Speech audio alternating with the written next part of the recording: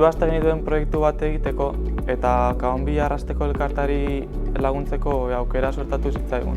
Kaonbi Arrasteko elkarte bat da nun kaleko katuen kolonak zaintzen dituzte eta webgunea egin genuen bizibilidade gehiago edukitzeko.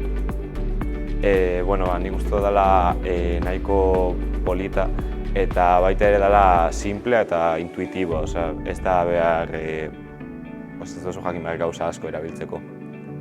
Gure helburu nagusia lortu dugula proiektu erreal honetan parte hartuz, ere bai kaixomundua.eus lehiaketan parte hartu dugu eta .eus helbidea urte baterako lortu dugu Kaonbirentzat eta oso pozikaz emaitzarekin. Eta gero bai esan beharra dau, gaudela oso pozik ze lan egin dugu benetako proiektu baten, orduan gu oso pozik gaude esperientzia horrekin.